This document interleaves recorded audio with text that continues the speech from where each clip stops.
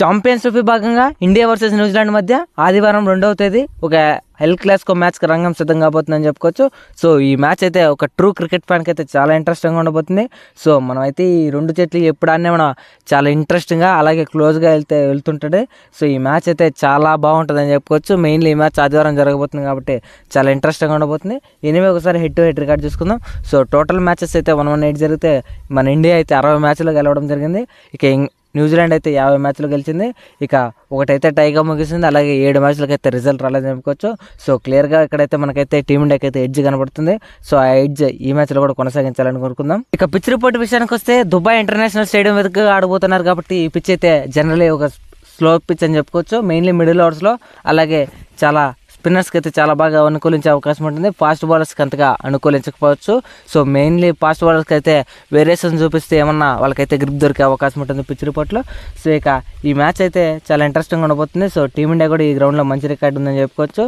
So అలాగే ఈ గ్రౌండ్లో విషయానికి వస్తే హైయెస్ట్ టోటల్స్ అయితే మనం అయితే ఎక్స్పెక్ట్ చేయనవసరం లేదు. సో అరౌండ్ 300 అయితే చూడొచ్చు. ఎందుకంటే న్యూజిలాండ్ బౌలర్స్ అంత ఎక్స్పీరియన్స్ లేదు కాబట్టి మనం అయితే ఈరోజు అరౌండ్ 300 వరకు మన టీమిండియా స్కోర్ని అయితే ఎక్స్పెక్ట్ చేయొచ్చు.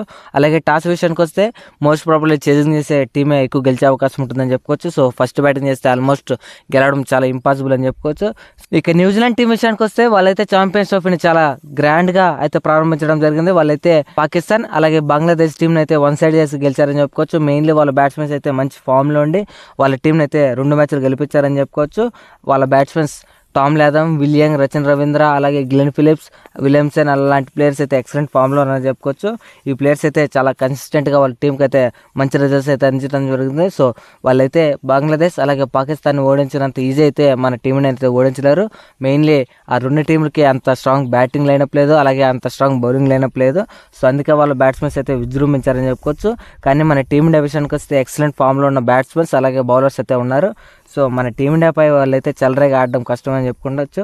మెయిన్లీ వాళ్ళ బ్యాట్స్మెన్స్ డౌన్ ది ఆర్డర్ అలాగే చాలా మంచి పవర్ హిట్టర్స్ ఉన్నారు. అలాగే రచిన్ రవీంద్ర కూడా చాలా బాగా ఆడుతున్నాడు. సో వాళ్ళ బ్యాట్స్మెన్స్ అయితే మంచి ఫామ్లో ఉన్నారు. ఈరోజు కూడా మనం అయితే డీసెంట్ స్కోర్ని అయితే వాళ్ళ దగ్గర నుంచి అయితే చూడొచ్చు. సో వీళ్ళ టీం కానీ బాగా కష్టపడి ఆడితే మన టీంని అయితే బీట్ చేసే అవకాశాలు ఉంటుంది. సో మెయిన్లీ గ్లెన్ ఫిలిప్స్ లాంటి ప్లేయర్ అయితే చాలా కీ రోల్ అయితే ప్లే చేస్తున్నారు. అతనైతే స్పిన్ బౌలింగ్ అయితే అలాగే పేస్ బౌలింగ్ చాలా బాగా ఆడతాడు కాబట్టి మిడిల్ ఓవర్స్లో మనకైతే చాలా ఇంపాక్ట్ చూపించే అవకాశం ఉంటుంది.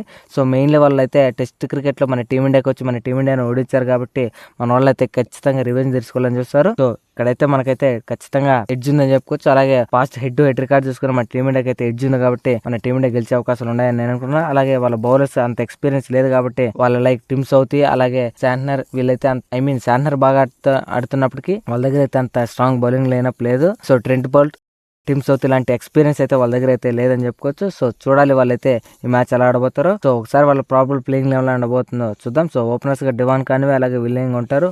ఇక నెంబర్ 3లో కేన్ విలియమ్సన్, నెంబర్ 4లో రచిన్ రవీంద్ర, నెంబర్ 5లో టామ్ లాథమ్, నెంబర్ 6లో గ్లెన్ ఫిలిప్స్, నెంబర్ 7లో మైకెల్ బ్రాస్వెల్, నెంబర్ 8లో మిచెల్ శాంట్నర్ అయితే ఉంటారు. సో వాళ్ళ టాప్ అయితే 8 అయితే చాలా బలంగా ఉందని చెప్పుకోవచ్చు.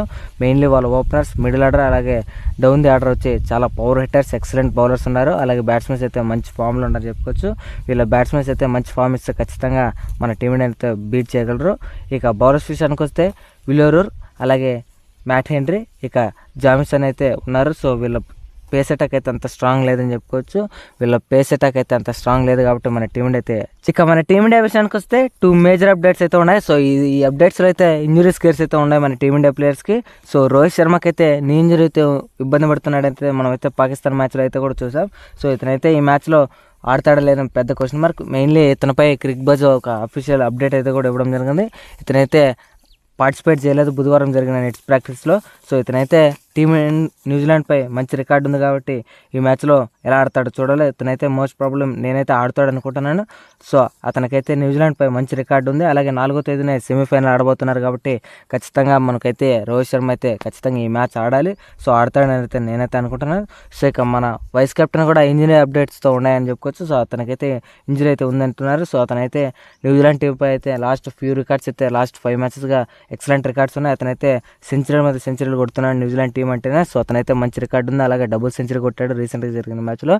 సో అతనైతే ఈ మ్యాచ్లో కూడా ఆడే అవకాశం ఉంటుంది. సో అతనైతే న్యూజిలాండ్గా బాధపడుతున్నాడు అనేసి అప్డేట్ అయితే రావడం జరిగింది. నెట్ ప్రాక్టీస్కి అసలు రాలేదని. సో ఇద్దరు ప్లేయర్స్కి అయితే న్యూజిలాండ్ టీంపై అయితే మంచి రికార్డు ఉంది. సో వాళ్ళకైతే ఇంజరీస్ ఉన్నాయని అప్డేట్ అయితే రావడం జరిగింది. సో నేనైతే ఆడతాడు అనుకుంటున్నాను, మీరే కింద కామెంట్ చేయండి. అలాగే విరాట్ కోహ్లీ కూడా ఎక్సలెంట్ ఫామ్ అలా ఉన్నాడు. అలాగే లాస్ట్ సెంచరీ కొట్టడంతో అతనైతే మంచి ఫామ్లోకి వచ్చేసాడు. సో అలాగే అతనికైతే న్యూజిలాండ్ టీం మీద మంచి రికార్డు ఉందని చెప్పుకోవచ్చు. మనకైతే వరల్డ్ కప్లో సెమీఫైనల్స్లో అతనే సెంచరీ కూడా కొట్టడం జరిగింది. అలాగే అతనికైతే 3 సెంచరీలు ఉన్నాయి లాస్ట్ 5 మ్యాచెస్లోనే. సో మంచి ఫామ్లో ఉన్నాడని చెప్పుకోవచ్చు. మన బ్యాట్స్మెన్స్ అందరూ మంచి ఫామ్లో ఉన్నారు.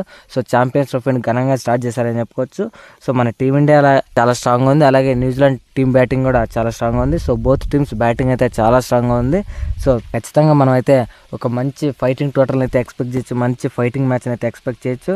సో వీళ్ళు కానీ బాగా ఆడి మన టీమిండియా మిడిల్ ఓవర్స్లో శ్రేయస్ అయ్యర్ లాంటి ప్లేయర్ బాగా ఆడుతున్నాడు కాబట్టి సో మన టీమిండియా అయితే గెలిచే అవకాశాలు అయితే నేను అనుకుంటున్నాను, మీరే కింద కామెంట్ చేయండి. సో అలాగే మన టీమిండియా అయితే లాస్ట్ 5 మ్యాచెస్లోనూ న్యూజిలాండ్ అయితే ఓవర్కమ్ చేసిందని చెప్పొచ్చు. లాస్ట్ 5 మ్యాచెస్లోనూ 5 ఇంటర్నేషనల్ ఓడిఐ మ్యాచెస్లోనూ మన టీమిండియా అనేది గెలవడం జరిగింది. సో ఈ మ్యాచ్ కూడా మన వాళ్ళే గెలుస్తారని నేనైతే అనుకుంటున్నాను. సో ఎనీవే ప్రాబబుల్ ప్లేయింగ్ 11 ఎలా ఉండబోతుంది చూద్దాం. ఓపెనర్స్గా రోహిత్ శర్మ అలాగే శుభ్మన్ గిల్ అయితే ఆడే అవకాశం ఉంటుంది. సో ఇక 1 డౌన్లో విరాట్ కోహ్లీ, నెంబర్ 4లో శ్రేయస్ అయ్యర్, నెంబర్ 5లో KL Rahul, number 6 Hardik Pandya, number 7 Axar Patel, number 8 Jadeja, number 9 Harshit Rana, number 10 Varun Chakravarthy, number 11 Mohammed Shami అయితే ఆడే అవకాశం ఉంటుంది. సో ఈ మ్యాచ్కి అయితే వరుణ్ చక్రవర్తి వచ్చే అవకాశం ఉంటుందని నేను అనుకుంటున్నాను. సో మన టీమిండియా అయితే సో చాలా మంచి ఫామ్లో ఉంది. సో బౌలింగ్ కూడా మంచి ఫామ్లో ఉందని చెప్పుకోవచ్చు. అలాగే బ్యాట్స్మెన్స్ కూడా. సో మన వాళ్ళు బాగా ఆడితే ఖచ్చితంగా న్యూజిలాండ్ అయితే ఓడించే అవకాశాలు ఉంటాయి.